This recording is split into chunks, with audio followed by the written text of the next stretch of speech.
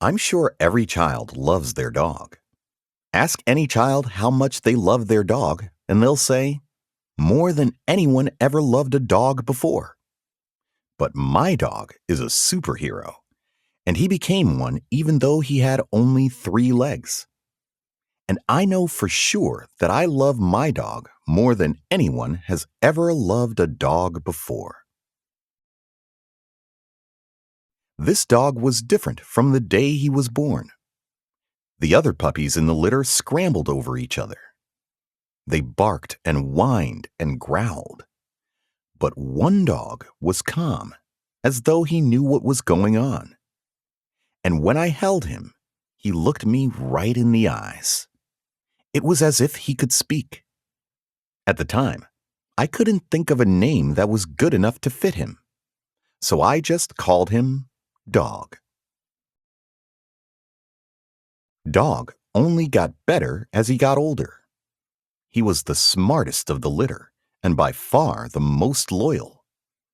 The other dogs sleep outside in doghouses. But Dog couldn't fall asleep unless he was next to me. He would wait outside his doghouse all night. So he sleeps on the floor of my bedroom. We're never apart for a minute. Dog and I live in Canada, above the Arctic Circle.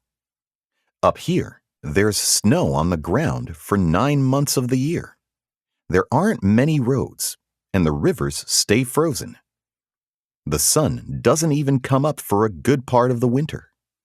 My family and I use dog sleds to get around the frozen land. It's hard to make a living up here.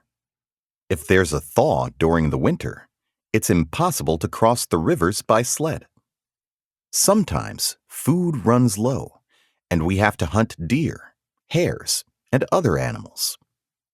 During one thaw, I went out hunting. I had brought down a deer, and the dogs were resting while I cleaned it. I realize now that it was my fault. I should have known that the thaw would bring some bears out of hibernation. I should have known that the smell of the deer would attract them. But I didn't think of it until the hungry bear had knocked me down. By then, it was too late. I was staring straight down the throat of a huge grizzly. But out of nowhere, Dog ripped free from his harness and leapt on the bear's back.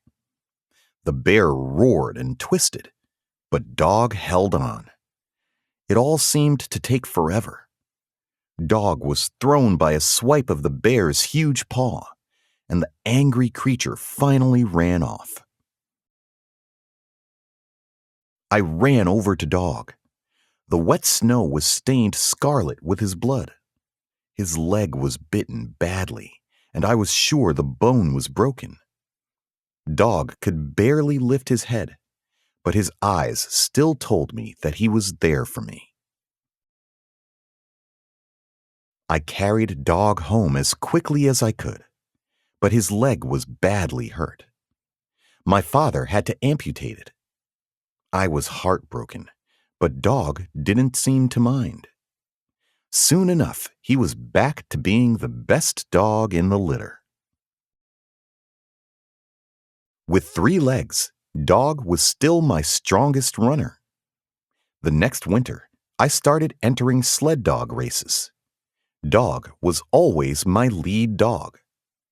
The other kids looked at me funny for having a 3-legged lead dog, but they looked at me very differently when we won. After winning a few races, I entered my longest race yet. The course stretched over 500 kilometers. I was one of the youngest people to enter, and the only person with a 3-legged lead dog. But early on, Dog and I were in first place. The other racers even commented on how strong Dog seemed. The hardest part of the race was a long stretch across a frozen river. The winds were bitter, and the ice could be dangerous. As the dogs ran, I could hear the river groaning and creaking under the ice. Suddenly, the ice shuddered and cracked.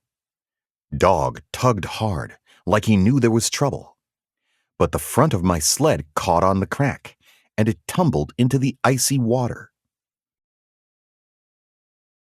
The shock went through my whole body. I never thought anything could be so cold. I could barely see, and all I could do was hold on tight.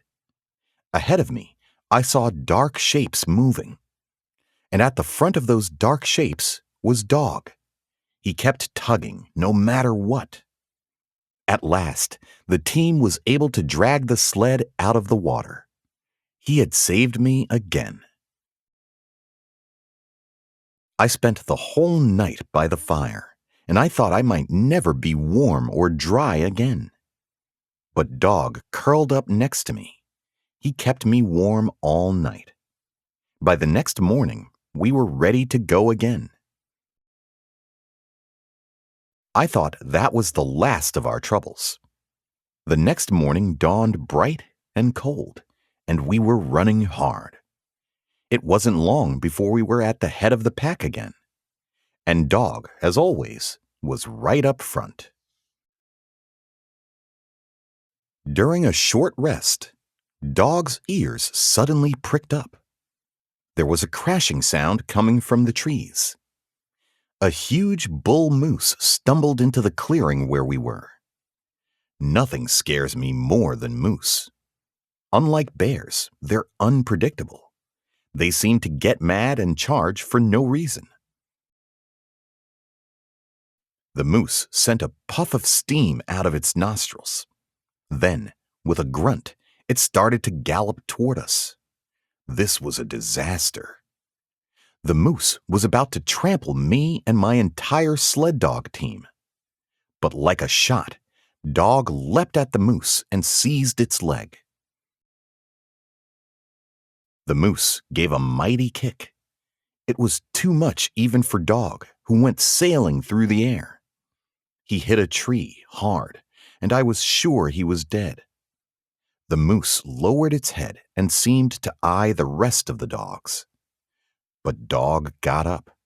He stood, swaying on his 3 legs, and he stared that moose in the eyes until the moose realized that Dog would never, ever give up.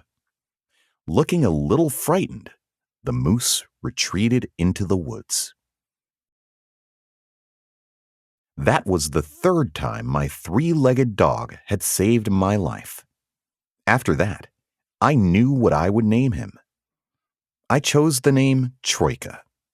It's a Russian word that refers to things that come in threes. And with his 3 legs, he has proven 3 times that he is a true superhero.